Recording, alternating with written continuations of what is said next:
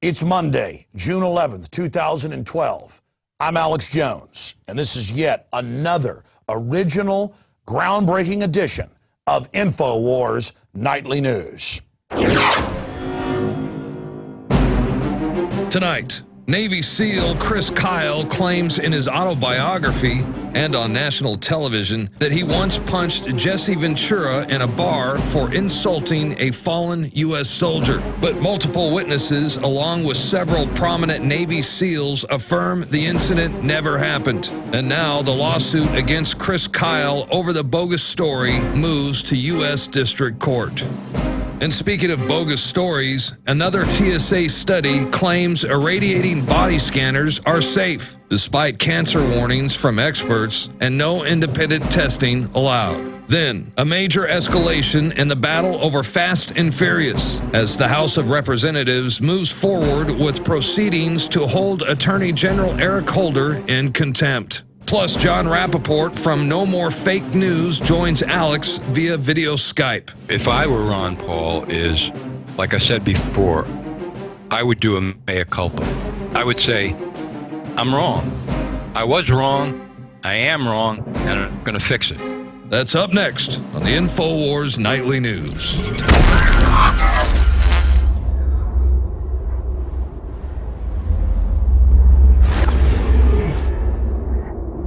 Again, thank you for joining us tonight. We've got a huge transmission lined up for you. Infowars' own Patrick Henningsen is going to interview William F. Engdahl at the Financial Terrorism Conference in London, and then Jon Rappoport on the Pauls going mainstream. Mainstream Republicans, the big backlash to that. We're going to be breaking it down in detail. But first off, you love him, you hate him. There's no doubt he is a maverick. The book is out today. We're interviewing him tomorrow. Jesse Ventura, Democrips and Reblubblicans. And it says, no more gangs and government. The system knows that Jesse Ventura cannot be bought. That's why News Corp, through their publisher, put out a book early this year saying that Jesse Ventura said that he's glad U.S. troops are dying. I know him personally, something he'd never say.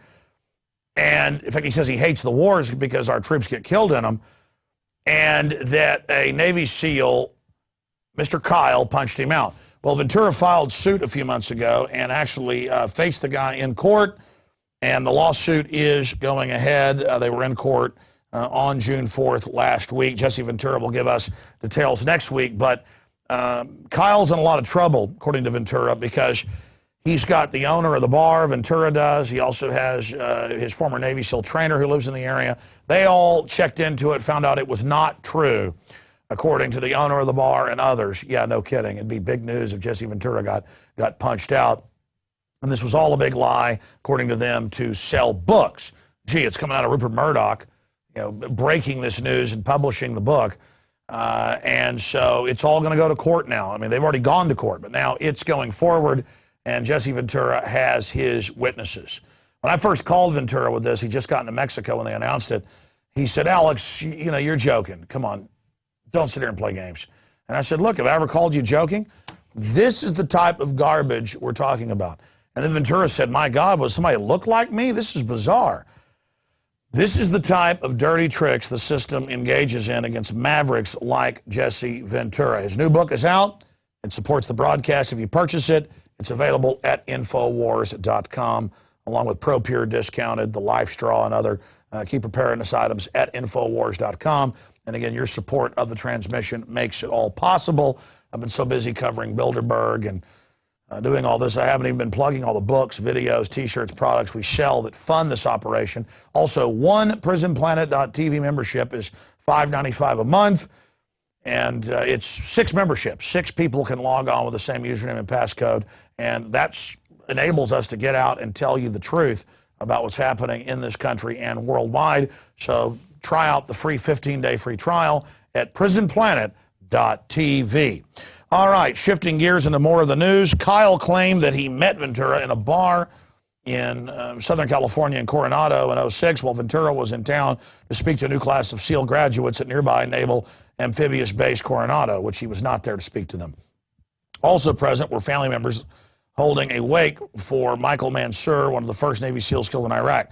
Kyle claims Ventura became loudly objective to the war in Iraq before calling troops murderers and saying we deserve to lose a few guys. Kyle then claims he punched Ventura, knocking him to the floor, and quickly ran away. Do you believe any of this? The Navy SEALs, owners of the bar, others checked this story. Did not happen, according to them, and Ventura has those witnesses.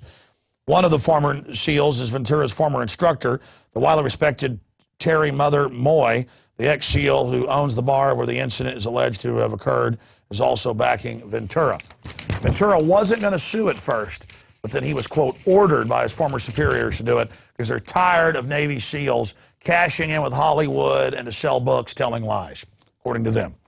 So, Kyle, boy, I warned you on the radio when we talked to you on the time when I was on the Opie and Anthony show, you better watch your butt. And the publishers of this better watch your butt because Ventura is coming after you. Okay, let's continue here, shifting gears to the big controversy. Look, I like Rand Paul. He's a good guy. I talked to him like 10 years ago. I said, hey, you can get Rand Paul on. He'll do interviews for his dad running for Congress. Let's see, if the apple falls far from the tree, and it didn't. I encourage him to run. I'm very, very sad and disheartened by this, but the Liberty Movement moves on. I understand he's part of the Republican Party. What are you going to do? Mitt Romney. But, your dad didn't endorse McCain 4 years ago because he understood that he was bought and paid for by the same interest. And we've gone over the flip-flopping of Romney. I mean, you got to see it to believe it. It is absolutely incredible. We have a video up at Infowars.com titled Mitt Romney, the King of Flip-Floppers, if you want to see it. I mean, it's amazing what these guys do. And look, I said Rand Paul on Friday, because they coordinated their announcements about, well, we won't win the delegates now, and by the way, Mitt Romney's a great guy. I said, hey, come out and explain yourself at least. Don't do it on Sean Hannity. Tell us why you did this. Well, they had one of the campaign guys, Jack Hunter, come out. I'm going to read these quotes later when our guest is on with us. And he said, hey, the Republicans won't like us if we don't do this. Well, hell, get behind torture. Get behind NDAA. Get behind secret arrest. Get behind the UN commanding our military. Get behind all the illegal wars. Get behind the whole thing if that's what you think. I mean, because all the others say the same thing. Hell, I should have voted for Newt Gingrich if that's the case. Or maybe, any of these other guys. It's mind-blowing to see this twisted political response to it. And again, I still love Ron Paul and like Rand Paul. It's just that now, no more honeymoon. You go, well, I'm voting for sanctions, even though it's not an act of war. Sanctions are an act of war in Iran. Your dad said those are acts of war. I mean, Rand, what's the point of getting elected president down the road like you guys are saying you're doing this for if you're a globalist? You are losing your luster. That's what's happening here, and it's a sad thing. I feel like it's a betrayal. My gut, and your gut is just the synthesis of all the data, feels totally betrayed. And maybe I'm wrong. Maybe you're going to show us. So we hope that's the case. But regardless, the fact that Ron Paul went so far, really won the first primaries, had to be cheated, shows that liberty is incredibly popular. Just because the Bilderberg Group wants to co-opt libertarianism so they can control it, doesn't matter. Those ideals of freedom are absolutely imperative. Hey, he's supporting legalization of raw milk and hemp and things like that, so the police state doesn't have excuses to bust down our doors. I'm going to still support Rand because he's much better than most of them. It's just that what we're seeing is a big bummer. People are like, hey, get mad at the New World Order. A minority of listeners and viewers. I am more mad at them. It's just that these were our guys. And so we're telling them we're unhappy. I mean, that is our right as citizens in the First Amendment. I mean, we did give them our money and our time and energy. Is it sacrilege to not want to bow down and lick the feet of Mitt Romney, a known con artist liar? Okay. Let's shift to some other criminals here in the New World Order, the real threats. House committee schedules contempt vote against Holder. We've played the news conferences before he even got busted saying they were running guns to track them. And then he says he knows nothing about it when the full scope came out. I mean, he's been caught lying. Show has Mr. or whatever its name is, the creature from outer space, Janet Napolitano. We've got some key video of her coming up, by the way. You don't want to miss that. Now Holder, is on the defensive. But again, if they actually try to impeach these people and actually go after them, then I might start supporting a little bit the Republican Party. But they can't because, as Holder said 6 months ago, Bush was involved in Fast and Furious type programs as well. So this is only being brought out now to score political points. Here's another report. Again, House moving to hold Holder in contempt. That's out of the Washington Times. The article I just showed you was out of CBS News. But they've been caught engaged in massive in-your-face insider trading in the Congress. And so don't hold your breath on them actually taking action against these people because they are so compromised themselves. And that's the problem with the corruption of society. Once you get a bunch of crooks and semi-crooks in government, none of them can go after the really bad offenders because they've got skeletons in their closet as well. And that's when civilizations really go downhill and finally collapse. An Ethan A. Huff article at Infowars.com reports Gattaca becomes reality as scientists screen abort human babies based on 3,500 genetic faults. And by the way, aggression, competitiveness, they say that's a fault. And of course, a lot of children that end up having a predisposed sign that they may develop a disease, well, a lot of those diseases are being kicked on by chemicals and by GMOs in the society. You know, they want to ban soft drinks above 16 ounces in New York, the total nanny state, but let you drink aspartame and eat GMO. This is so incredibly dangerous, these designer children. And a lot of times if you have a health problem or another issue, genetically it's been found that you'll have other traits that are Einsteinian or connected to things like Tesla. Tesla was kind of an idiot savant and had weird behaviors and health issues.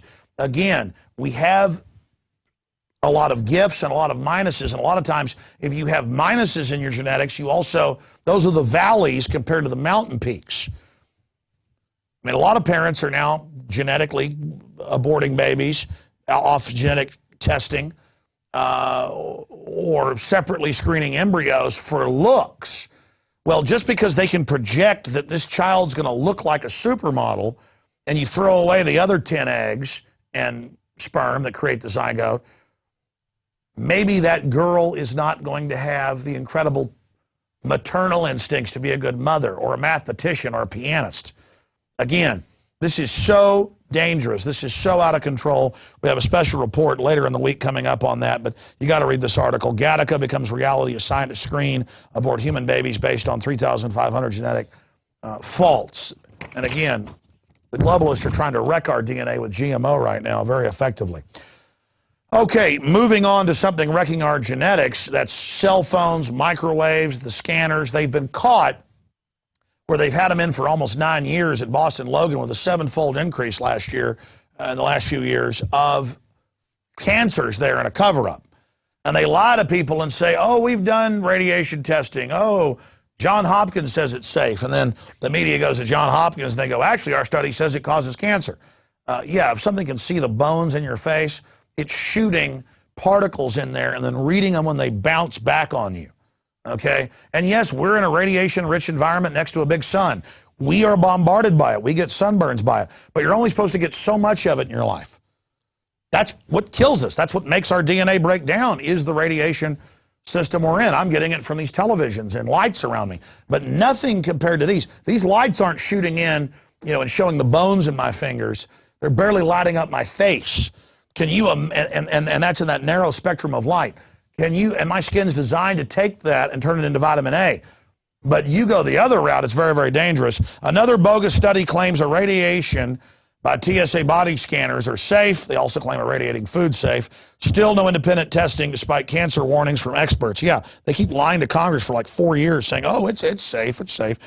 However, even LA Times report itself admits that analysts will likely not allay concerns because, once again, no independent testing of the body scanners is undertaken. As the report notes, Schmidt did not test the actual machines. Instead, she based her conclusions on scanner radiation data released publicly by the TSA. And if she's the same Schmidt lady I saw, she's being paid by the company that's developing these. I saw that last week. In fact, is that article? I didn't read the whole article. Does it break down that that a bunch of these experts promoting them actually work for these companies or have contracts? Just amazing. Indeed, even Johns Hopkins scientists have warned that TSA body scanners will lead to an increase in cancers. But now they say, hey, it's safe for the troops to use DU with no contamination, decontamination procedures. They're saying Fukushima's no big deal. This stuff is all in your face. Put that full screen back up there because this article is important. They've told Congress that they won't let them see the actual screening documents. They've told them this. They've lied to us and said Johns Hopkins supports them and says there's no radiation, and then Johns Hopkins' own scientists come out and say actually their reports say the opposite. This is a group of congenital liars.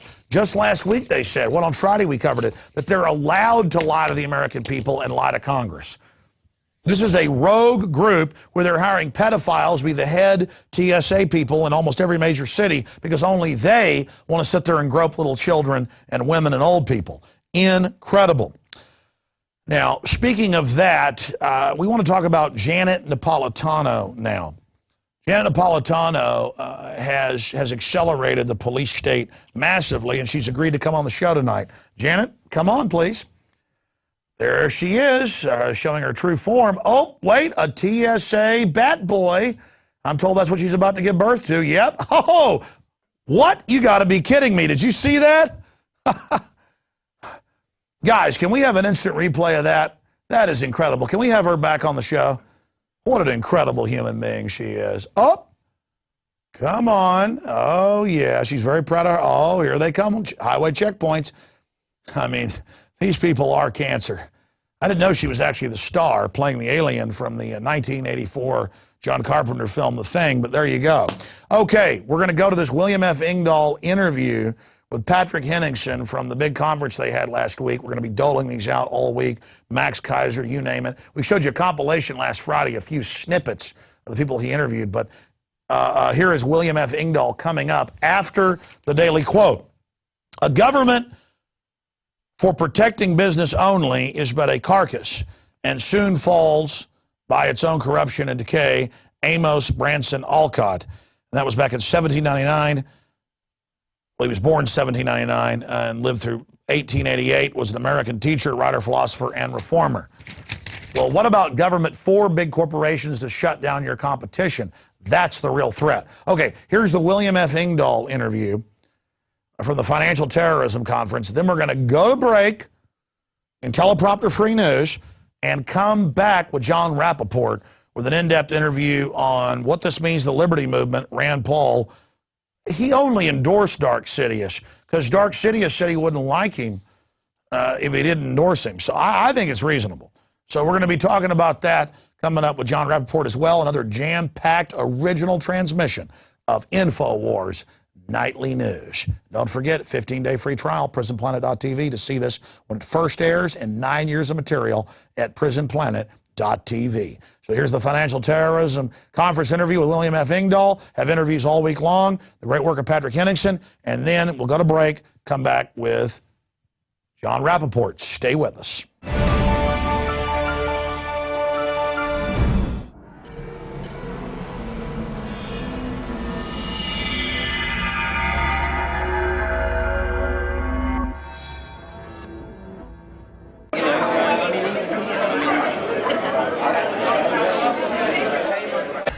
I'm F. William Engdahl. I'm an author, a lecturer on geopolitics.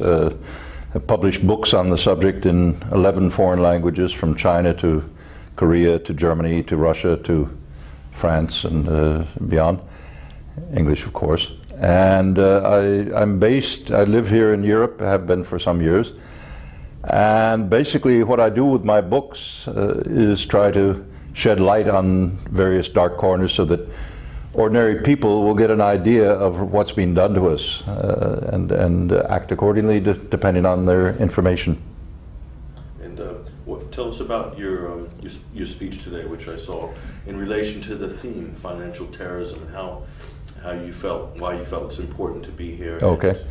Well, I was asked to speak on this tour. It actually started in Dublin a week ago, and yesterday we were in Manchester in Northern England, and today in London at the coincidental time of the Queen's Jubilee, which is a rather bizarre clown show. And the theme of the conference, or the series, is financial terrorism. And my message, I talk about this in my book, The Gods of Money, Wall Street and the Death of the American Century, not the American dollar, but the American century as a system, is that there is no such thing as capitalism as a closed economic system like feudalism and so.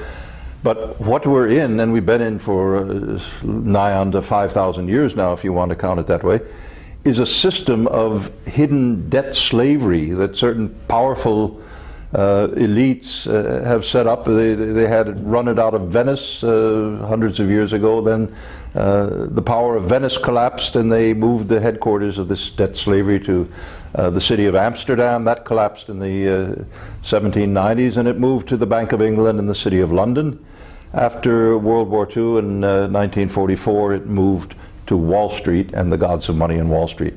So what I went through is the different phases of this crisis building up in the period since Bretton Woods 1944 in my own lifetime, and to give people an idea, there is no out. We're not in a recession. I've said this on Alex Jones's program, I think about 4 years ago, that this is not an ordinary recession. It's the early phase of a global depression that is going to make the 1930s look mild by comparison, depending on what ordinary citizens do about it. So we are in the beginning of a massive debt collapse, and of course the masters of money, the gods of money, want to steer that collapse to their advantage, so they get private debt of fraudulent criminal banks like Allied Irish and other banks, most of the big ones, too big to fail so-called, and they put the burdens of their crimes on the public taxpayer, who were innocent to begin with and had no responsibility for these crimes. And so Greek taxpayers, Irish taxpayers, Spanish taxpayers are now coughing up the money through their own pensions, through their own wages that are being slashed dramatically. And that's the whole austerity theme that has been ravaging Europe for the last several years. And it's not going to get better. These bailouts, smart money knows that these bailouts are a fraud. So they're all preparing to short all these markets and make a huge killing on that. Well, what was launched in what began in Tunisia with the so-called Arab Spring was a rolling destabilization engineered by the Pentagon, engineered by the National Endowment for Democracy, a U.S. government-financed NGO that does today what the CIA used to do 25, 35 years ago, namely regime change to a more Wall Street-friendly order. And what they're trying to do is create what they did with the collapse of the Soviet Union 20 years ago, namely force these countries under the IMF thumb, create chaos, create disinvestment in order to bring control of the vast oil wealth of these countries, the enormous resources and savings of these monarchies and countries under the control of the Wall Street gods of money. Wall Street, the City of London, it doesn't matter much, the distinction.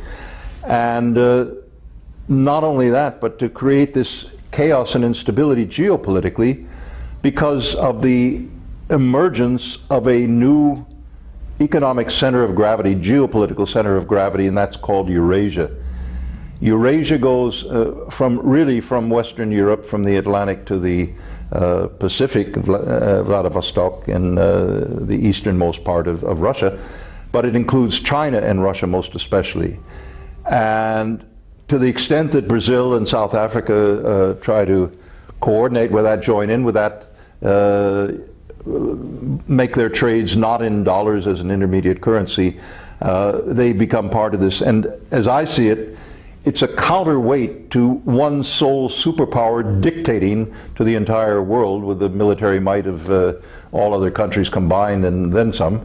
I think it's much healthier to have a counterweight system of some sort. How it will sort itself out, and whether China will break, whether Russia will break, it's an open question. But after all, life is always an open question. So I think this is the geopolitics of this whole crisis, the Arab Spring and so forth. And what happened in Syria, that was a Pentagon, CIA financed destabilization with Sarkozy's France playing a dirty, dirty role in there.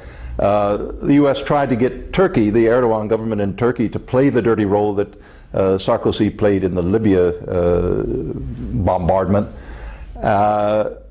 He was forced to back down because 23% of the Turkish population, I was recently in Turkey for a presentation of the Gods of Money book, and Erdogan was forced to back down because 23% of his own people are Alawite Muslim, the same as al-Assad. And what happened is Russia and China this time, they made the mistake, and I was in China and in Russia, and I talked to people there last fall after the fall of the Gaddafi regime in Libya. They said we were duped, we were lied to by Washington, and we didn't want to get involved, so we stayed neutral in the Security Council vote that allowed them to get away with murder. But this time we've drawn a line in the sand, because if Syria falls, then Iran will fall. Iran is a major source playing outside the music of the Anglo-Saxon debt slavery system right now. So they realize that these dominoes, one by one, if they just keep letting it happen. And that's causing huge headaches in Washington. They, Hillary Clinton acknowledges working with Al-Qaeda. You know, wasn't this Osama bin Laden, this funny fellow with this funny turban back in 2001 that was supposed to be the #1 enemy of America? Now we're working with his organization.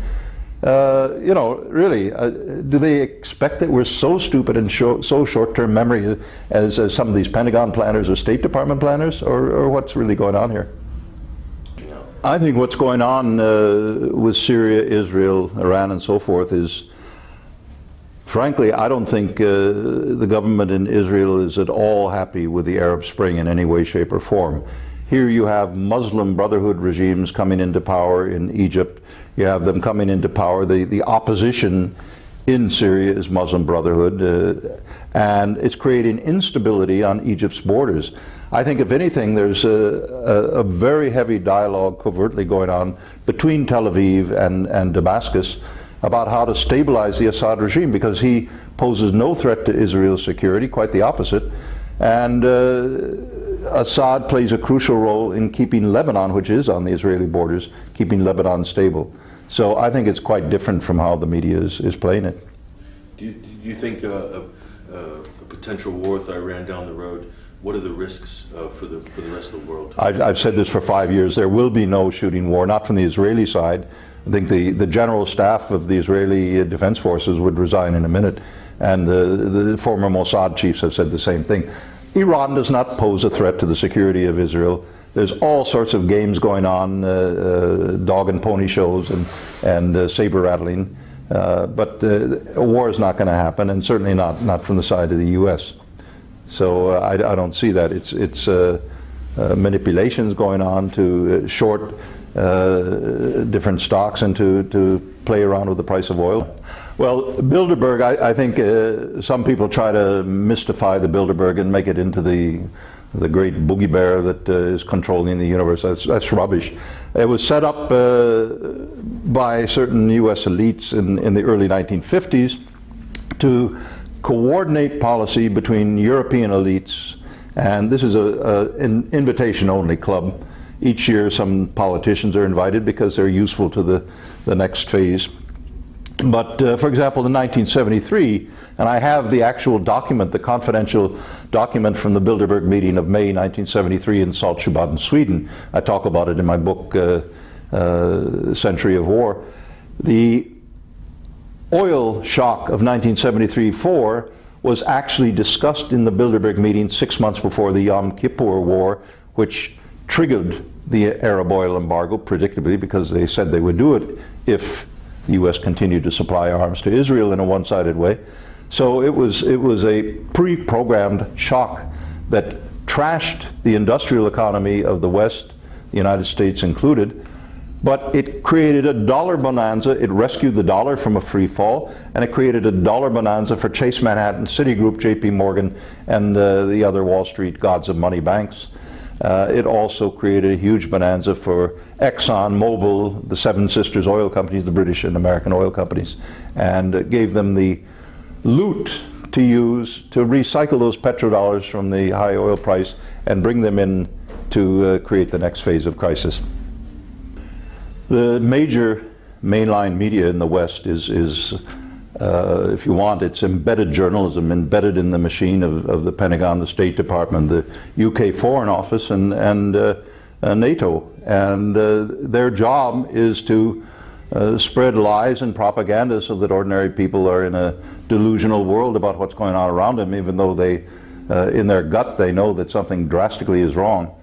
So, for example, the crisis of the euro, well, it has nothing to do with what's said about the Greek economy. The Greek economy is a tiny economy compared with the rest of Euroland.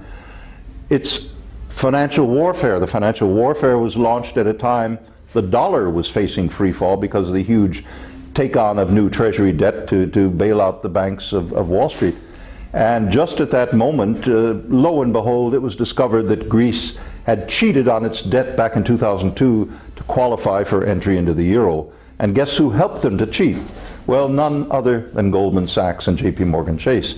So the Wall Street criminal banks that are behind this crisis, who never seem to end up in court or in jail, which is the least that they are worthy of for what they've done, they're the ones who are orchestrating this as an all-out financial warfare on the one potential rival as a reserve currency to the dollar, and that is the euro on the horizon at the moment. So this thing is playing out. At first, the European governments were naive. They don't understand modern financial markets in the way that London and New York traders understand them. And I think they still don't understand them. They look at it very formally, especially in Germany where I live. But it's warfare. It's warfare, and at this point, as I say in my speeches all across Europe and in Russia and China, wherever I'm invited, in Turkey, is the European elites are schizophrenic. They have two choices. One is to continue the Atlantic relationship with the United States and a sinking Titanic, or they can begin building deeper bridges to the east, to Russia, to China, the countries of Eurasia, and through that build their way out of this paper money crisis with a real economy, real economic growth. And we are back. It's Infowars Nightly News on this Monday, June 11th, 2012 edition. The websites are Infowars.com and, of course, PrisonPlanet.com and PrisonPlanet.tv. Now, Jon Rappoport wrote an article at NoMoreFakeNews.com, investigative journalist, frequent guest, basically saying that if Ron Paul and Rand Paul don't reverse themselves on this endorsement of Romney, and yes, folks, Ron Paul is coordinating with Rand, that's going on, that it's going to politically destroy them. And the firestorm is not just from Infowars.com. The Libertarian Party, Gary Johnson, we need to get him on to comment on this, the Libertarian candidate, so many others are pointing out that this is the political move. And Ron Paul and Rand Paul are all about not being political, about being principled. Even if you didn't agree with everything they were doing, this idea of going along with the system and compromising was something that was anathema to them. Well, now we've seen a big reversal, and the Libertarian Party points out Rand voted for sanctions, which his dad has said, and the Constitution states, is an act of war against Iran, a major escalation. He started doing a bunch of other stuff. So he started drifting about 4 or 5 months ago, but accelerating his drift, I guess, to get himself in line to be VP or 4 years from now to run as a Republican. And now, 3 days after this firestorm from last Thursday when he went on Sean Hannity to endorse Mitt Romney with relish, the spokesman, Mr. Hunter, Jack Hunter over at Campaign for Liberty has come out on the front page with a response. And the headline at Infowars.com is Rand's Romney endorsement focused around 2016 presidential run. Ron Paul campaign responds to controversy. And I'm going to read later some of the quotes by Jack Hunter. I mean, here's one of them. If Rand had not endorsed Romney in 2012, every single Republican in the race would use his non-endorsement to bash Senator Paul relentlessly. Well, Congressman Paul in 2008 didn't endorse the Republican candidate. He said, sorry, neither one of these people's constitutional, Obama or Mitt Romney. So this is a big change. There's 100 senators that have sold out to one degree or another. Making himself more like them tarnishes Rand Paul. But you see, the politicos around him, they just want the next big job. So that's why they're all telling Rand and Ron this is the way to go. And I see Campaign for Liberty, because I get the literature, because I've donated, sending me all these local neocons in Texas saying they've got the seal of approval from Ron and Rand. So now this grassroots movement we built around Ron Paul and Rand Paul is more and more just becoming a rubber stamp to certify as, Tea Party, libertarian, all of these Republicans. 3 years ago, the Tea Party was bullhorning Republicans until they got on the bandwagon and made it partisan. Then they sold the idea that the Tea Party was started by mainline Republicans when it was started by 9/11 truthers and then picked up by Ron Paul. It was really started, of course, back in 1775, 1776. But they've totally co-opted it now, where I get comments and emails saying, you're trying to co-opt the Republican Tea Party, Alex, you radical, and you're going to fail. Look, the whole system's coming crashing down. Either the globalists are going to use the crises they've created worldwide to bring in total global corporate fascism, using socialism on the grassroots to control us, or we're going to use the crises they've created to politically expose them and begin taking back ground that we've lost. And look, Ron Paul, Rand Paul have been focal points, and we're going to go to our guest, but I want to make this point. Focal points for liberty and exposing the private Federal Reserve. But they've miscalculated, and their handlers have miscalculated, a lot of them big-time Republican operatives, if they think that most of us are just going to go along with them. I've seen polls of 95, 96% against what Ron Paul has done. In fact, we're going to put another one up tonight at Infowars.com, so go there and vote. It's a IP-based system, so you can only vote once. It's somewhat scientific, and we'll see what happens there. But as there are more betrayals down the road, people are only going to turn against Ron and Rand that much more. I want to get behind these guys. I believe they're good guys, and they got into the expediency of, hey, let's join with the system, let's try to co-opt it. That's not going to work. You see the Republican system co-opting the constitutionalist ideas, not the other way around. Now, that's my commentary on the whole Paul situation here today. But let's turn to the guy that heads up NoMoreFakeNews.com. He, of course, has been an expert on ABC News, CBS News. He's written for LA Weekly, Spin Magazine, and many other newspapers. He's an investigative reporter.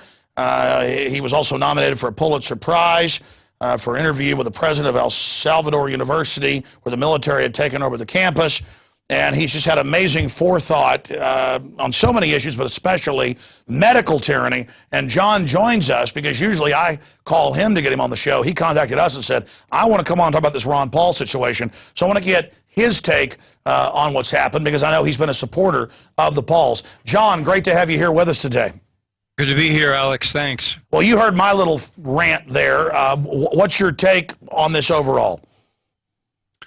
My take is that after the 2008 election, when Ron Paul did not endorse McCain, and in fact he advised his supporters to vote for any number, 3 or 4 different independents running on small parties, and eventually centered on Chuck Baldwin and endorsed him, so forth, that he did a turnaround. And he basically said, together with his son, look, the plan has to be that somehow we rework the GOP. We rework the Republican Party. We infiltrate. We get inside the system, and we make long-term changes that will come to fruition down the road. Total delusion, total wrong decision. Everything has worked against them. on every move they've made in that direction. And now it's completely blown up with Rand's endorsement of Romney, because Romney doesn't need him. The Republicans don't need him.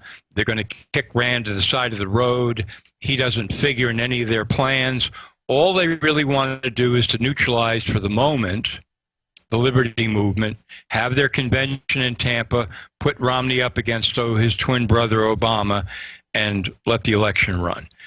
This is basically a tragic mistake and a tragic error in judgment by Ron Paul and his son Rand, because if you're going to be an independent, you have to be an independent. Well, that's where all the power was, and I want you to continue, but people watching this are going to say, wait a minute, because that's the new talking point. Ron Paul is not Rand Paul. Wait a minute. Last Thursday, they coordinated the press release by Ron Paul saying, okay, we can't win with the delegates now. Something's been clear for months. They just wanted to keep hopes up for donations and things and keep momentum. And then Rand comes out on Hannity. The whole way it was done, the two guys live together, father and son, in D.C. The whole thing is coordinated. I mean, I know the family. I know the insiders. I've had dinner with Rand Paul's top people just a few months ago. This is a coordinated deal. What do you say to the delusion that, hey, don't throw Ron Paul out with the bathwater? You know, he's not involved in this. No, it's a coordinated decision between the two of them. Obviously, has to be. They're not working at odds with each other. They've decided on a strategy. You know, we're not going to play this as outsider independents. Rand is Ron's legacy. He's supposed to move forward with these ideas of Ron and somehow, you know, implement them within the system, within the Republican Party, which is a total loser of a strategy and a delusion, because the Republican Party, like the Democratic Party, sold out long ago to globalism. That's the basic unspoken doctrine of both political parties, and that's the way it's going to be. And that's something that everybody has to face up to. I mean, the Liberty Movement is far from dead. It's just that Ron Paul and Rand Paul took a bad wrong turn, a very bad wrong turn. You know, I ran for Congress in 1994 out of Los Angeles in the 29th District against Henry Waxman, who was the Democratic incumbent there for 20 years. I mean, you couldn't get even your toe in the door unless you were a Democrat in that area. And so, you know, I was a neophyte. I was naive, and I said to myself, well, I can't win as a Republican, can't win as an independent, so I'm going to have to run against Waxman in the primary as a Democrat, which I was not and never have been. But that was my mistake. And as I saw, as the campaign went on and on and on, I became more and more radicalized, more and more independent. I saw more of the corruption in the whole political apparatus, the national political apparatus. And I finally said to people that were supporting me, I said, you know what we're going to do if we go to Washington? The only thing that's right to do. We're going to have trucks roll around the city every day of the week with huge posters on the sides of the trucks that say, Corrupt Congressman of the Week, a photo, a name, and underneath the facts, where the guy's money comes from, where his votes went, how they magically align. That's just for openers. And we were going to do that every single week. I said, because if you're going to work in this corrupt system, you are obliged as an independent to begin by exposing every amount and detail, high and low, of corruption that you can possibly lay your hands on. Well, let's expand on that. I mean, we've seen Rand say, hey, do the sanctions that his own father says is an act of war. The Constitution states it is. We've seen him do a bunch of other stuff. The biggest thing I just mentioned is Campaign for Liberty now operating as this political action committee or consultancy that politicians come to and basically hire and then run their campaigns through it, and then the Paul Mafia gets a cut of the money, and all these alarm bells have been going off because I've given them money, so I get these letters with these horrible CFR people and folks they're endorsing. I mean, what were they thinking? Because I know Rand Paul, I know Ron Paul. They've been good people. I mean, how do they just suddenly take such a turn and, like Anakin Skywalker, become Darth Vader? Or is there a way to turn them back? Because I said last week, come out, clarify, do something, and instead they put out a release saying, hey, We need to be popular with Republicans. We'll get bashed if we don't do this. Well, the corrupt system's going down. Congress has a 9% approval rating. You want to be attacked. That's a seal of approval. What are they thinking? What happened? What do you think happened? The only thing I can think of, Alex, is, as I say, after 2008, Ron Paul privately in his own mind did a reassessment and said, and I've had some confirmations from inside the campaign, that it wasn't going to work to be an independent anymore, which I think is a, demented idea, and that he was going to have to somehow join up with the Republican Party in some way in order to try to, I mean, how ridiculous does this sound? Quote, take it over. I mean, because you have to realize, if the guy won the nomination for president, if Ron Paul could have made it all the way through, then he would become the titular head of the Republican Party. And that must have been his vision. If I can get that far, I can take this whole thing over and I can say, okay, here are the principles we really stand for.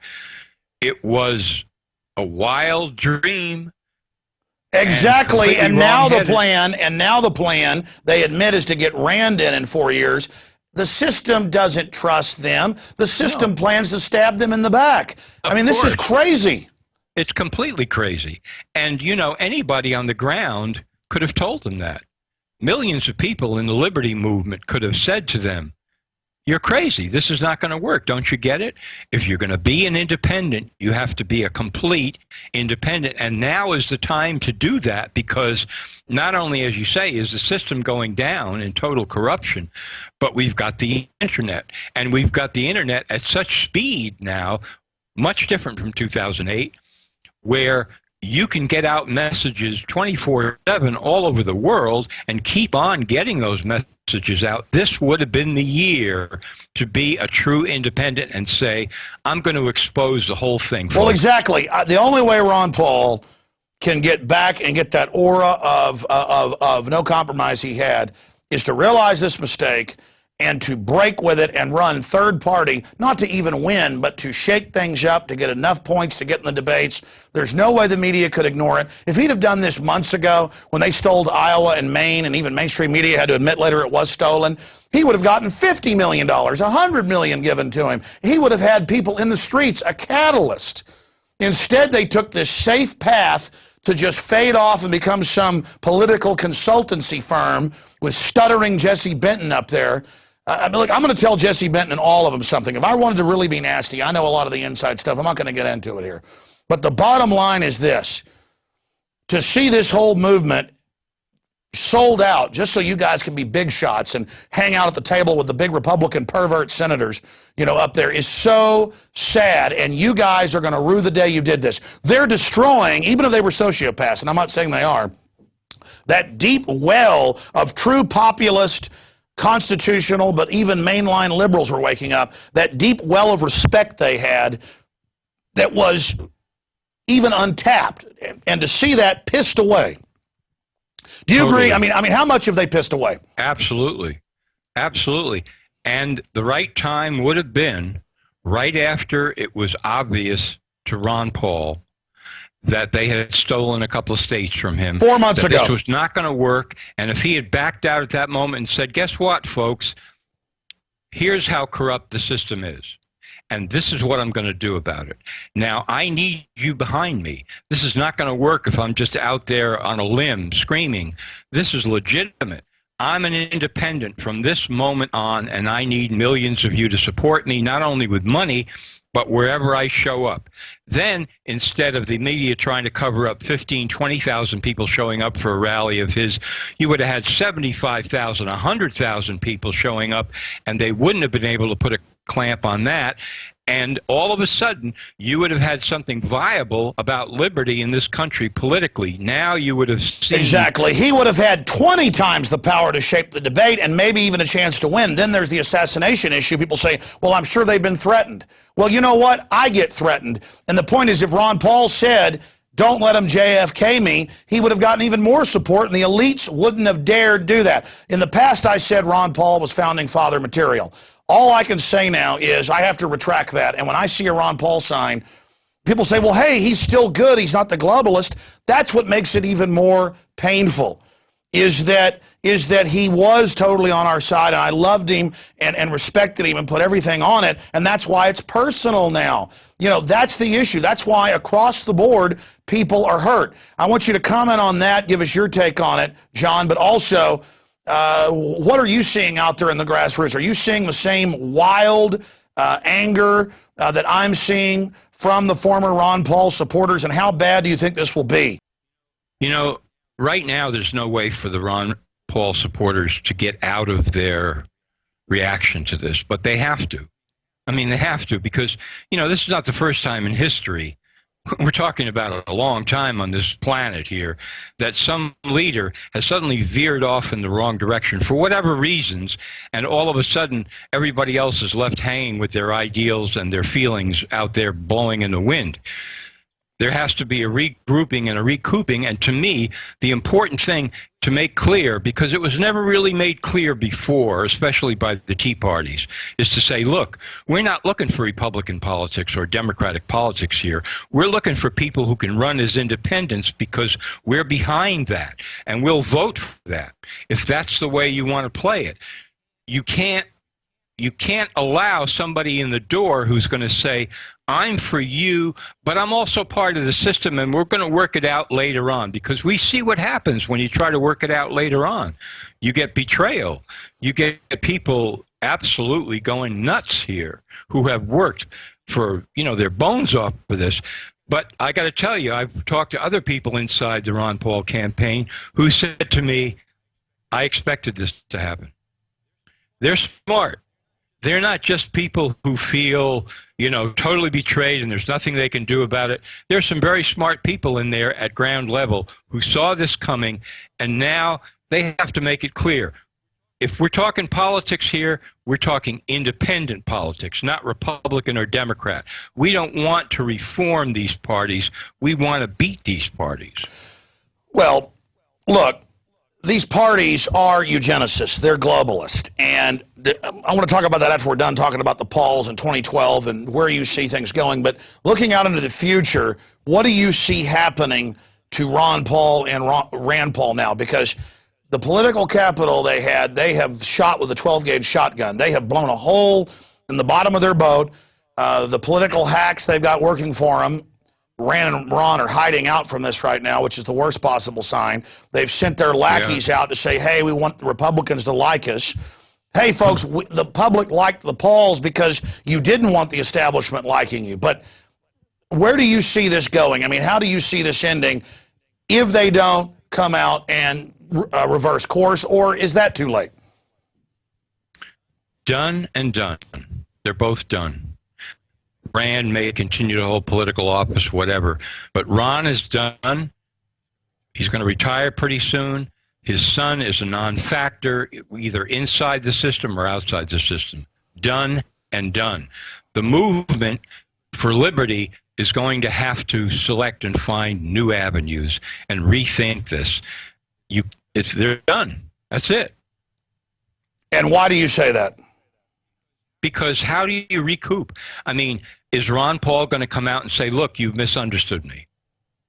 I want to make this clear to you, and I'm going to spell it out in a way that you can truly understand. And Rand is going to do the same thing. Is this going to happen? I don't think so. It's certainly not going to happen with Rand, because he's already enthusiastically thrown his hat in the ring for Romney, so he's done completely. I mean, of what value is he to the GOP? Nothing.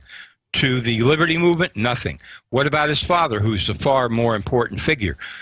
I just don't see Ron Paul being willing to come forward at this point and say, you've totally misrepresented me, and I'm going to explain exactly what really happened and convince people that he has been. No, instead, I don't think that's going to happen. They're having their spin doctors come out and say, Ron is not Rand.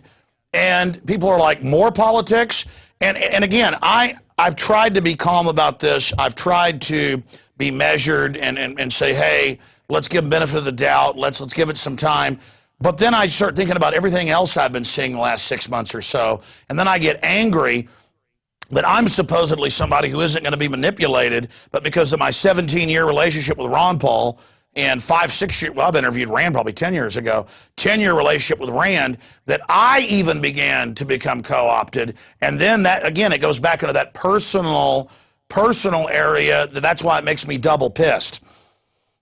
Yeah, well, I can see that. I mean, I haven't had that kind of relationship, so it doesn't affect me emotionally in the same way. I just don't see objectively how Ron Paul can suddenly reverse this trend that has exploded in the last few days. I don't see what he can say. I mean, what's he going to do? He's going to say, well, my son is my son, and he did this on his own, and I have absolutely nothing to do with that. Is he really going to say that? No, he's not. First of all, because it's not true, because this was a coordinated effort. And secondly, he's not going to throw his son under the bus because his son is supposed to be his legacy. So he's tied in a knot. And I don't see how he can work his way out of it. I think you're right. You know, I've talked to a lot of campaign people off record, high level, who were upset about the way things were going, even 4 or 5 months ago, who were warning me and just saying, well, they're listening to too many insiders. And then I talked to others who were like, Ron Paul's a rock star, who were starstruck, and that's not what this is about. And so I think delusion really crept in. And you know, that was one of the first things you talked about, was this is delusional. And I think you've hit on something there. I think this is an example to all of us of how power can become delusional. Absolutely. It is delusional. And especially when it seems to be all focused on a particular individual. You know, because then people say, well, I'm throwing my markers in on this person, this person who's going to carry the ball, and this person we can trust, and so on. And for a lot of people who do that, I'm not saying everybody, but for a lot of people who do that, they then sort of psychologically remove themselves from accountability and responsibility, because they say, you know, the guy's going to carry it. Our leader's going to carry the ball. He's going to do it. We can trust him. We know. And then you say, hey, wait a minute. Do you see that he's still part of the system here? Hey, this guy is running as a Republican. I mean, I know that he's already run as a libertarian in the past, and he didn't endorse McCain, and he got very angry with Reagan, and he eventually resigned from the Republican Party at one point, and so on. But right now, you know, this guy's running as a Republican, so you better think, you know, look at this. What is going on here? But a lot of people, you know, they operate under this delusion. If we can invest everything in somebody, then everything's going to be okay, and it never is. It never is. What I did is I knew Ron Paul had such a great voting record and never compromised, that I was confident that he was a vehicle to educate people, so I got behind him. And then as I saw the signs with his son, and even Ron the last 4 or 5 months, I was thinking I was wrong. And then basically the dam broke. And I think everybody was noticing this. That's why I think this backlash is so big. You describe it as this trend. Are you seeing the same thing I'm seeing? I mean, this is the firestorm of firestorms. And normally I do take a pleasure in seeing corrupt politicians exposed and brought down. They're not really corrupt more than just taking a wrong turn. And it's very disgusting to watch them burn up. And I also know they're delusional, so they probably don't even realize it yet. But it feels good to know that I've gone the right course and haven't sold out by staying delusional. I only scraped the edge of it. But then it's kind of sicky sweet. You know, I like it's fulfilling to do the right thing and say what I really think, but it's also kind of sad to watch the city that we hoped, you know, we could build burn. Yeah, it is sad. There's no doubt about it. And I think that somewhere along the line, somehow, Ron and Rand got into the delusion themselves, and they thought, okay, we've got enough power behind us now. And with this power, we can actually torque and turn the screws on the system and the Republican Party in particular. But somehow they got that idea in their heads. Look at the numbers of people coming out. Look at the support, the money. Look at how our ideas are finally taking hold in a way that they've never taken hold before. I mean, that had to be extremely gratifying to Ron after all these years in the trenches to see this, the numbers of people turning out and thinking to himself, okay, maybe this is the time. Maybe we've got enough behind us here where we can walk into the room, sit at the table, and say, you know what, guys? We're here, but you're going to have to listen to us now because we have enough power. And they're wrong. Yeah, because it's a table wrong. of puppets. Ron Paul was good because he would address the puppet masters, the globalists, the mega banks, the IMF, the World Bank, the Rothschilds, the Rockefellers, who've publicly merged. He was addressing them, and then now he's going into the pupperarium, this artificial system, and believing that they can change that. It is mind-blowing to behold. But I think you're right. We've now, John, got to look at the fact that, hey, the fact that liberty's become so popular, that's a manifestation of all of our work and the fact that so much of what we talked about is now unfolding. And just move on. And perhaps this serious throttling that Ron Paul and Rand Paul are getting will move them closer back to the straight and narrow. But again, even if they cry mea culpa, Ron Paul, I would say, has lost that aura. He definitely has. But that mea culpa is something that he's got to do if he thinks he's going to get back any credibility. He's going to have to say, I was deluded. Basically, that's what he's going to have to say. I thought that I had enough behind me to walk into the room, sit down, and make some real changes, and I was terribly wrong. Well, his campaign people on the news are starry-eyed about a speaking slot at the RNC that hardly no one even watches now. I mean, it's delusional. Oh, man. Yeah. Can you imagine? Can you imagine? The only thing that could happen is that inside the convention, Ron Paul supporters decide that they're going to take it to everybody else. That, this is horrendous what's happened, and therefore they're just not going along with the show. Well, that was my final point, was Ron Paul told them, be respectful. Cops are billy clubbing people to the hospital who are the delegates and are told, give it to Romney. And Ron Paul's like, no, you be respectful. Yeah. That's the last straw. That is the last straw.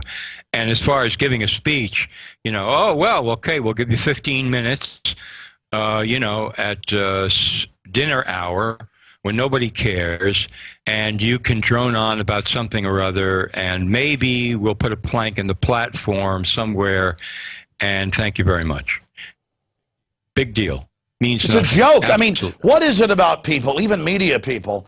Because I've been with famous people around other famous people, and they get all wild around a big movie star. And I was talking to one movie star, and he talked about Al Gore was at his house and was just falling down for hours that he was at this movie star's house. And the politicians want to be like movie stars, and it's all illusion. And the Hollywood stars know it's all illusion. Most of them that are conscious know it's a prison and are embarrassed about it. And then I see the Ron Paul people and stuff. They're so starstruck by television and all this, and the audiences aren't even big anymore. It's these giant facades, and you see full-grown men falling to their knees for it. It's something, in the human psychology that has always apparently wanted to go for this. It's this, I encountered this as a reporter early in my career and got immunized against it very quickly, but I've seen it with a lot of other people in this profession. Somebody says, well, I got a story on CBS News, or they want to interview me. Fantastic. It's like I've arrived. It's not, okay, I'll do this thing because I can make this work for the ideas that I'm trying to actually spread here and wake people up with. No, it's the starstruck thing. It's like, oh, we got a story in so-and-so. Oh, did you see the spread on so-and-so? Oh, fantastic. Or power struck. Really what about people, I've seen it with so many that finally get a little media attention, and suddenly they go from being a nice person to arrogant and crazy. I'm sure you've seen that too with just... Yeah, people that I thought I knew suddenly turned out to be somebody else entirely. All of a sudden, it's like somebody's dream came true, and then they could become the snot-nosed idiot that they always really wanted to be. Apparently, that's what was hiding in the closet all along. If I ever get the chance to be famous, then I can just take it to everybody that I ever knew.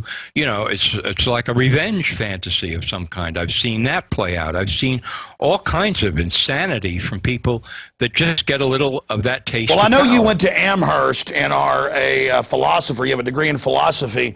what is the, I mean, let's diagnose my psychology here. I come off as arrogant because my brain's moving quick. I'm angry. I'm aggressive. It's not even confidence. It's more desperation.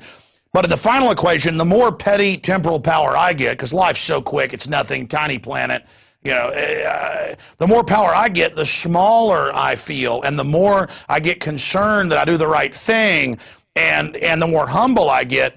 Versus most people, I've noticed you're humble, and you have quite a bit of attention on you.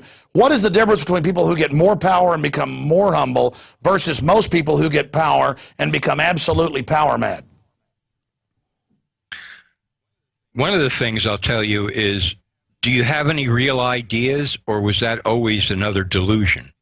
Because if you ever had real ideas, when you get power, you realize, okay, this is pretty good because now I have the opportunity to try to use ideas to wake people up, which is what you've done, you see. But if you never really had any ideas that you believed in, all of a sudden you get power, and what it reflects to you in the mirror is that you really had nothing. All along, there was nothing there. All there was a desire to be famous or powerful, and now it seems like your only option is to play that out, to play out that role, to be that person. You know, I'm going to go way back here, 1973. I started investing in a couple of markets because some friends of mine made some money, and it just turned out I got into a bull market. Didn't know really what I was doing, had no idea, but I thought I knew what I was doing. And temporarily, I say that underlined because I lost it all, I made a bunch of money, like overnight. And all of a sudden, I noticed that I was a completely different person for about 3 days. I was walking around like I was king of the hill because I had no idea how to handle it. And what I realized at the time was that I had no real commitment or conviction about anything. I thought I did, but I was absolutely wrong. This was like 9 years before I even started working as a reporter. And I thought to myself, man, you're in trouble, baby. You know, you suddenly got schizophrenia. You realized that you got nothing here. You better decide what you're really convinced of, regardless of whether you're poor, rich, powerful, powerless. You got to serve something. You got to serve somebody. And I think you've really given us pure crystallized veritas here. You just condensed down in my stuttering, halting way. What I'm trying to say is that that's why I feel crushed by it, crushed in an energetic way. But that, oh my God, I've got all these ideas. I'm in love with ideas and freedom. And these people are asleep and they're not really living. They're following some narcissistic, imaginary, grand delusion. I want to unlock minds, not because I have the answers, but because I just want people to survive and thrive and move to the stars.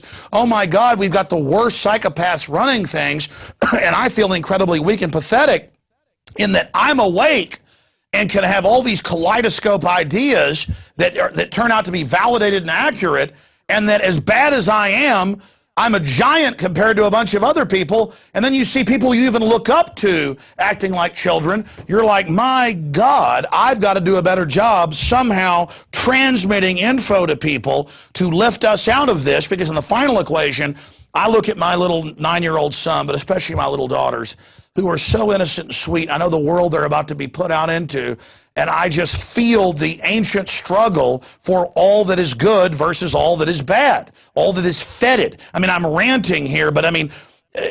No, I'm following you. I'm following you all the way. This is exactly right. I mean, what you're saying is something that has been, I've been on that road for quite some time now.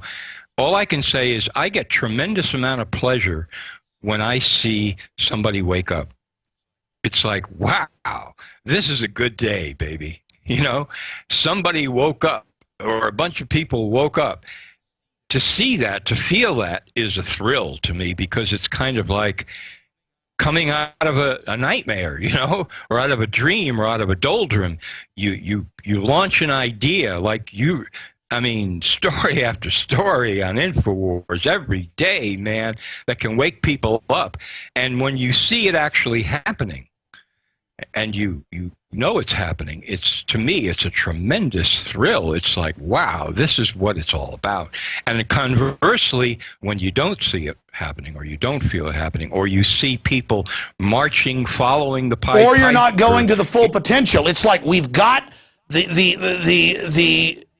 the moment now to try to reach people, and then you've got all these incredible ideas, but then when you try to articulate them, sure, they're effective, but it never has all the complexity of the thought versus trying to articulate it. Well, I don't know what I can say about that, Alex, but I mean, having listened to you for some time, I think the articulation is not only there, but it's mind-blowing at times, the way you tie things together. This relates to that, and this relates to that, because you're encyclopedic. I mean, I see what's happening on Infowars, that you're drawing in tremendous amounts of information that would put me in the hospital on a daily basis if I had to integrate all of this. And you're connecting dots from this to that, to this to that, and building the image of what is actually happening behind it all. To me, I mean, I don't know what you want, but that to me is major articulation, and I think it blows a whole lot of people away, because that's what they've been waiting for. Somebody to come along and say, it's not just this, this, and this, folks. Don't you see the connections? And besides that, it's this, this, and this. I think people are getting that from you every day. Well, I appreciate that. I know with you and myself and others, it's the opposite of a power trip. It's more just like, you know, the reality shock. And I know so many people just want to retreat into diversions, distractions, because there's something, you know, comfortable on the surface about that. But overall, those are very unhappy people, because it's not rewarding. It's just when we get so close to the flame, you know, sometimes it gets a little bit hot. But expanding on this philosophical discussion, obviously the awakening's here, thanks to your work, Ron Paul's work, so many others. Globally, humanity has a survival instinct, and through all the propaganda, people know things are going in the wrong direction. What do you expect the establishment to do as the quickening accelerates? I mean, I see them coming in with their counter-quickening, the police state, the drones, the drugging, the propaganda, but I only see their intensification validating everything we've done and actually feeding back against them. I mean, I don't just say this to be optimistic. Victory is right in front of us if we just take it in our hands, but people just can't say, oh, well, Jon Rappoport or G. Edward Griffin or David Icke or somebody else is out there. You know, this revolution of awakening is here, but it's extremely volatile, almost like nitroglycerin. Yeah. Well, one of the things that I love about your work is that you anticipate what they're going to do.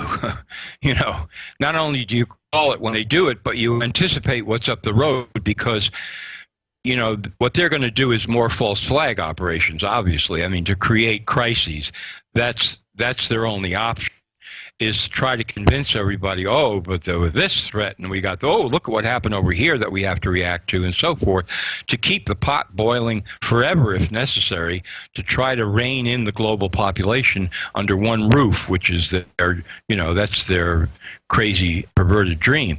So that's, to me, one of the major things that you're incredibly alert about, and that we all have to be alert about, is people tend to, oh my God, look what's happening over there. We got to do something about that. Yeah, wait a minute.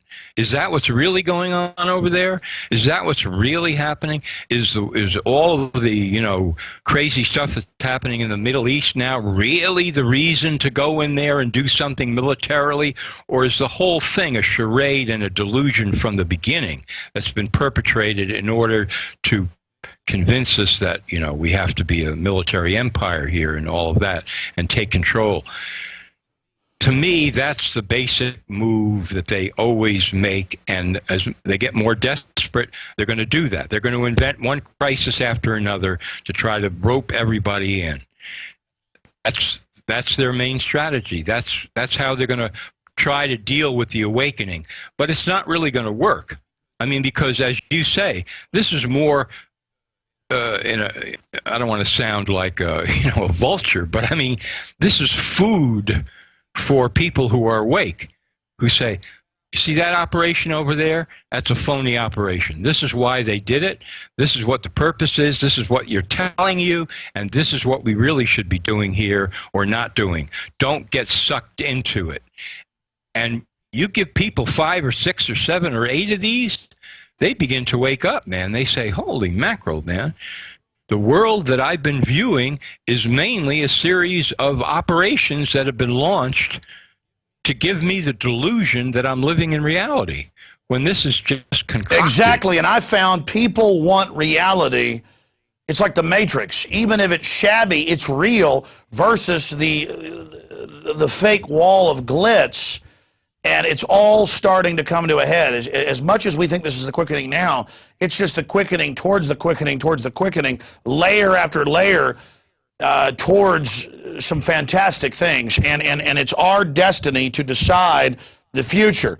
And if good people who recognize the crazy, insane narcissism of the elite, I mean, that's one big realization I've had. And I want your take on this, John, and then any other news items you want to mention here, because I don't want to keep you too long. I know you've got things to do. That we tend to think ruling elites are so smart and so great, and they do hire experts. They are dominant. They are willful. They have a will to power.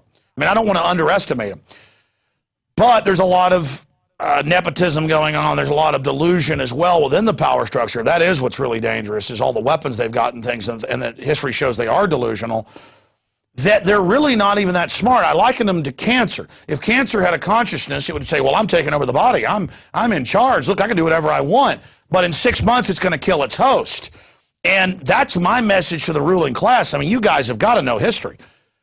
You're knocking down all the laws. You can steal a bunch of property and ideas, but you're knocking down firewalls that protect your old corrupt system as well. So in a way, their floundering corruption running out of control is actually going to be their own antibodies that destroy them. Do you see what I'm saying? I do indeed, and I agree with you that this is all part of a very narcissistic outlook. You know, it's like what they used to call in philosophy solipsism, where, you know, the entire world looks like the way you see it and nothing else. That's all there is. And that's the way they've been for forever, as far as I can see historically. You know, they're so involved with themselves all the time and their particular crazy vision of things that they don't make good decisions quite a bit of the time. They're not making good decisions even for their own cause.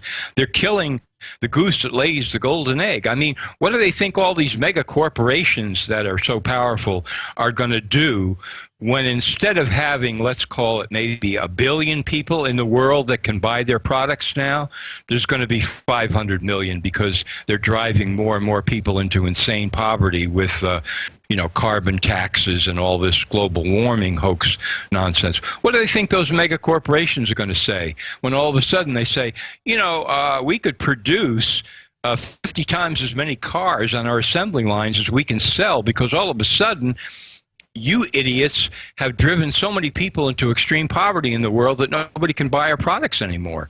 And they've talked about that, though. They plan to shift to the new economy of drones, combat robots, and technicians to make sure they're working as a new war economy to exterminate us. And that's their answer in the post-industrial world, is the future doesn't need us. I mean, do most of the minions serving the system think they're going to have a place at this technotronic, biomechanical hell? I don't think so. I mean, they might think so, but they're certainly not. But, I just don't think that no matter how they shift into perpetual wartime economy, that's really going to make up the difference between what these multinational mega corporations, I'm talking about all of them, think is in their rosy future for selling their products all over the world. Then they're going to come to a crash. They really are. I mean, I don't think okay, so you want to make another 50,000 or 100,000 drones? Yeah, okay, maybe you can get GM to do that for you, and they don't care about cars anymore for a while, but eventually it's going to come back to haunt them badly, because they really, in their narcissism, they have this dream, some of these real maniacs like Prince Charles. You know, I'm living in a country club, and it's a wonderful thing with the golf courses and forests and animals and very few humans, and it's all just a dream, and we've eliminated, you know, so many people that we're not bothered by that anymore.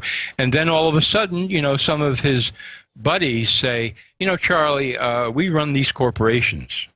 We can't sell anything anymore to anybody because, you know, you've won the game with your insane vision of narcissistic utopia, and economies have crashed long ago, in case you've noticed. I mean, I'm just sort of making up a script here, but there are people inside the power elite who understand this already, that they're, you know, the less crazy ones, shall we say, are looking at the more crazy ones and saying, we got to stop these people. They're taking us all completely down the toilet. The whole planet is going down the toilet. And this is where I think, as you say, these guys are not that smart. They make mistakes and screw-ups all the time. Yeah, they've just got the power to issue currency and credit, and they've been in control so long, and we're apathetic, it seems like they're invincible.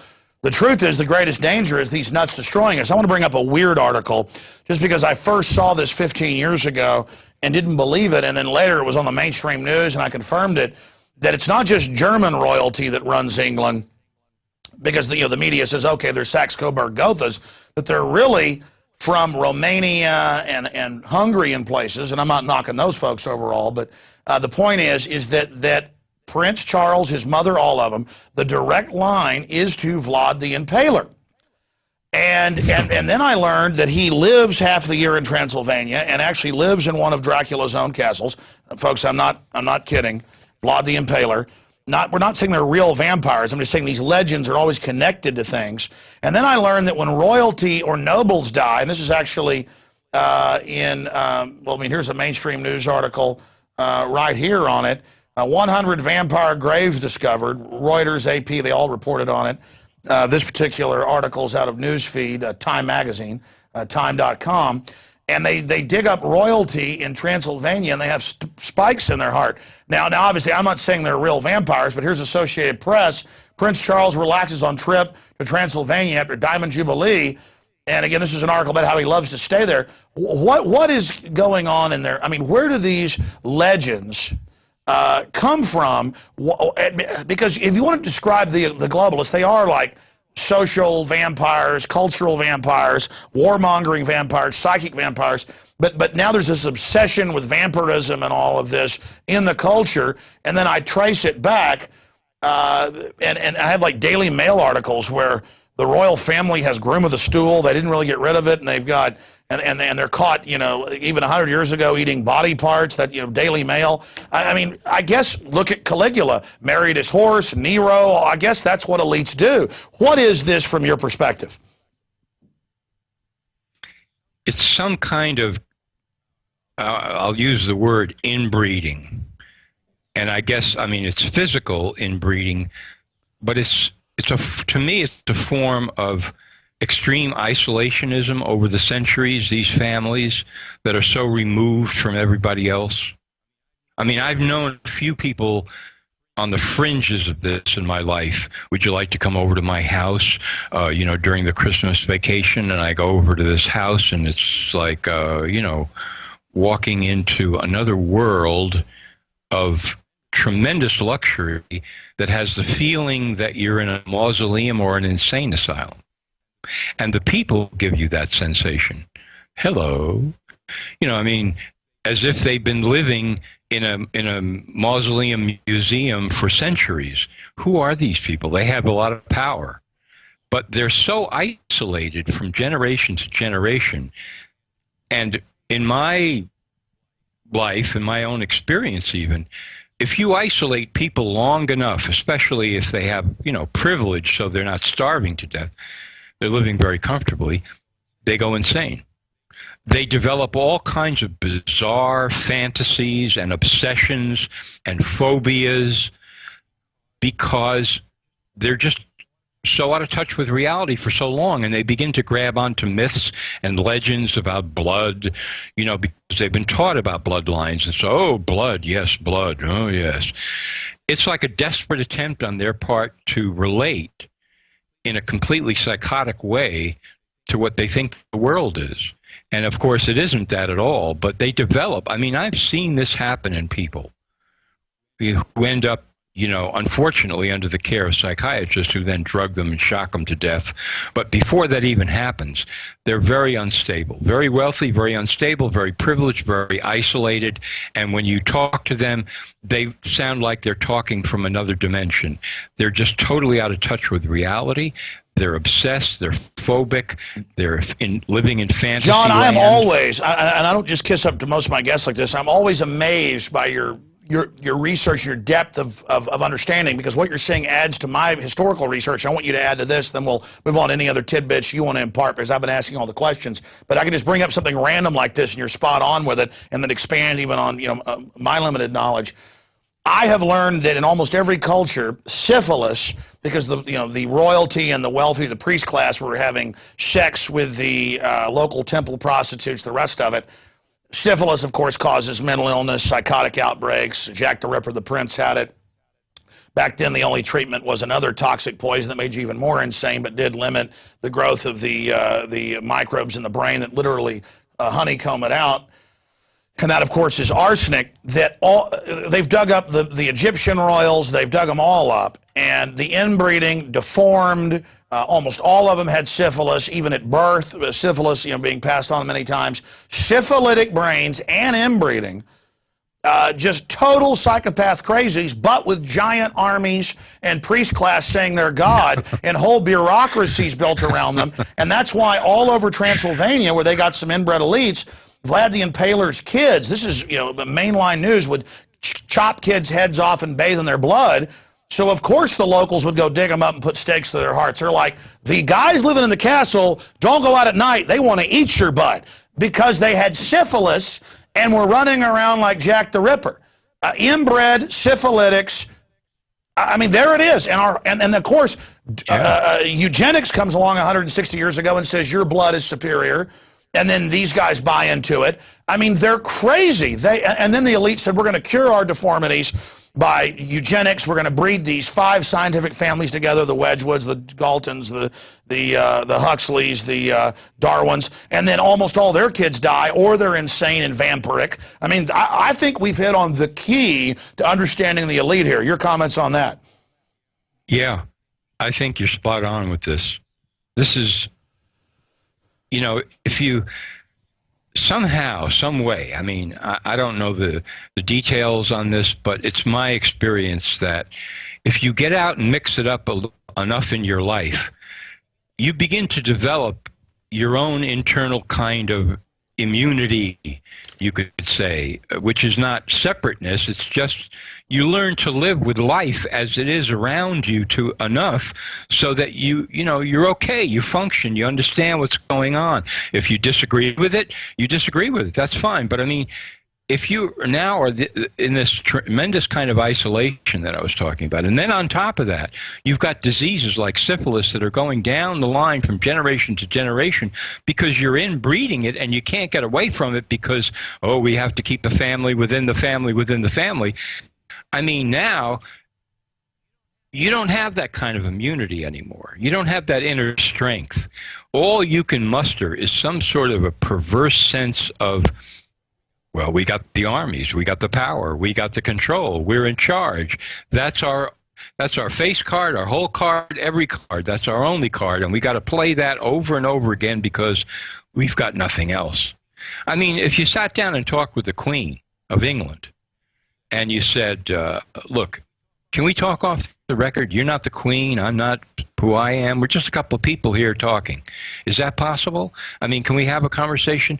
My sense of things is that you probably would walk away saying, man, there's not much going on there. I mean, that's just to bring it down to earthly terms. There's just not much going on there because what do these families really have to say or offer? Nothing. I mean, where's their experience? Everything is about control, domination, and so forth. And giant fancy peacock outfits and they want to program us because they're so programmed.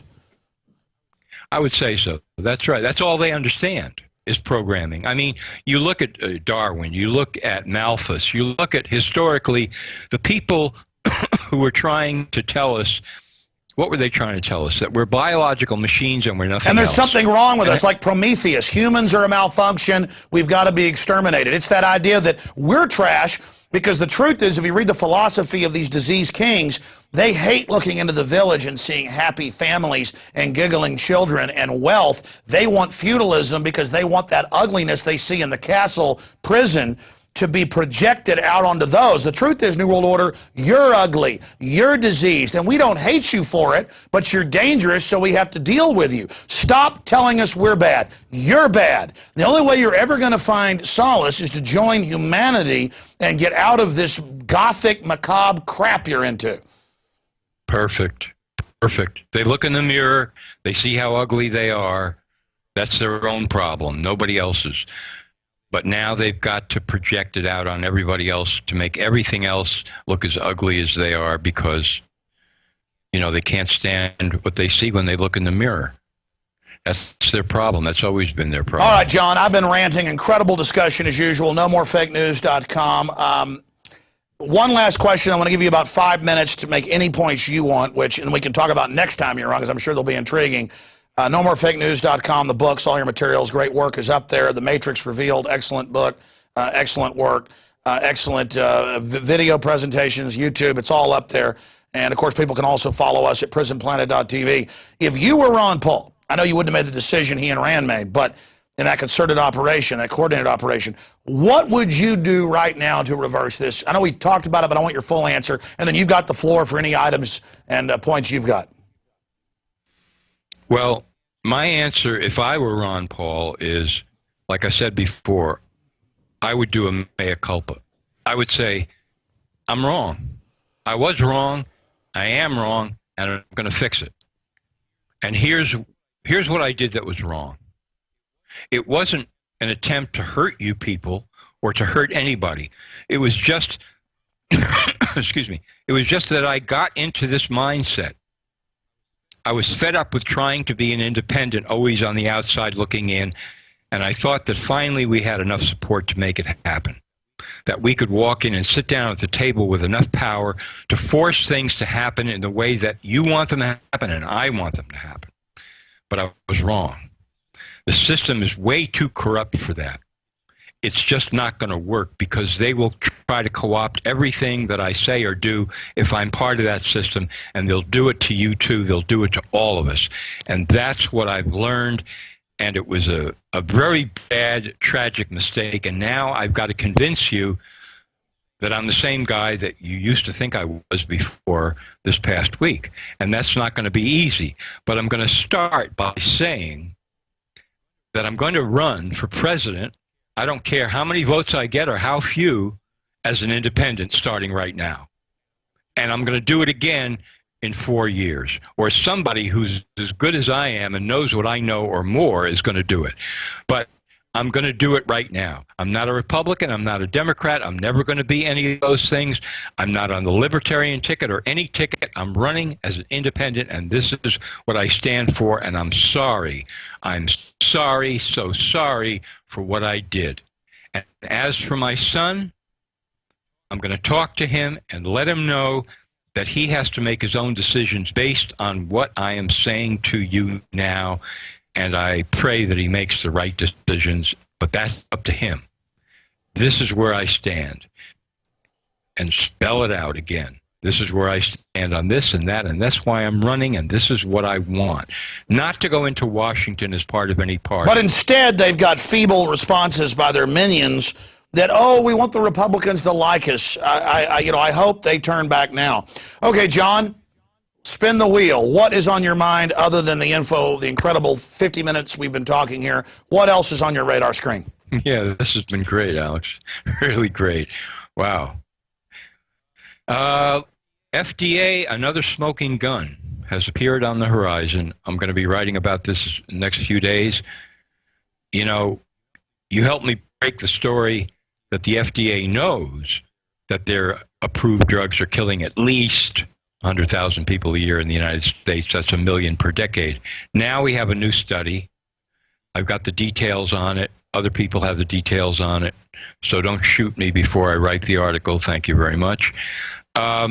It's out there, but I'm going to give it a real good going over. It's a good study, and it shows that working from FDA reports, in other words, reports submitted to the FDA of deaths from FDA-approved medical drugs, these researchers discovered 128,000 deaths a year in the United States every year from FDA-approved drugs. It's another smoking gun, another log on the fire. They need, talk about Ron Paul. If I was Ron Paul somehow and got magically elected, first day in office, I would walk over to the FDA and say, hello, you're done. Shut the place down. You've got 10 hours to get out. We're fumigating the joint. It's over. Finished. No more cabinet post. We're starting over. You guys are guilty of murder. Mass murder, genocide. So now we've got more evidence of that. It's another major piece in the puzzle. Yeah, Ron Paul, speaking of Ron Paul in closing, he's gotten less aggressive the last 6 months. He's not really even pushing impeachment for the war crimes, and Obama saying the UN's the military's boss. They made some deal behind the scenes, and that's clear now, and I think they're going to get screwed in the end. No question about it. I think they're screwed already.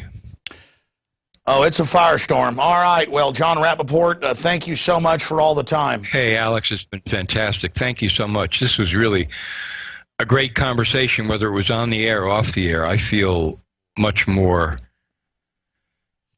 empowered. I do, too. I always feel empowered talking to you. Thank you so much. Okay, Alex. Well, that was a great interview with Jon Rappoport. Again, I'm Alex Jones of Infowars.com. Again, I couldn't do it without the crew. Rob Dew's on vacation right now, like my right-hand man. But Marcos Morales, John Bound, Darren McBreen, 3 guys did all this today with yours truly. Again, couldn't do it without these guys. Their passion for freedom, their passion for the news and the information is just amazing. And we couldn't do it without you, the viewers, and the supporters of Infowars Nightly News. 1 membership, don't forget, is really 6. With your username and passcode, 6 people can log in simultaneously at prisonplanet.tv, and we've got a 15-day free trial running. If you just watch this on YouTube or all the other channels out there, think about supporting us. That's how we hire more reporters, and Lord knows we need them, and more editors and crew. And so we can expand this operation against the globalists while we still have some freedom on the internet. The system's trying to shut down freedom on the web and admitting that they're doing it, as we covered earlier with the UN trying to take over the web, because we're hurting them. The system is concerned for a reason. You've got power. We've got power together. Those of us that don't want to run around the woods in Transylvania like Prince Charles, those of us that just want to have a happy, good life, those of us that don't have syphilitic brains or aren't inbred, those of us that don't think humanity is ugly and bad, those of us that love life, those of us that are competent and confident, we've got to learn that we've got to seek power to protect ourselves from the scum. Again, evil triumphs because good men do nothing. We don't want power. We don't want the spotlight. Well, you know what? If you don't get in there at some level to block these criminals, they're going to rule over us. That's the rule. So stop going, oh, Alex, we're so blessed you're there.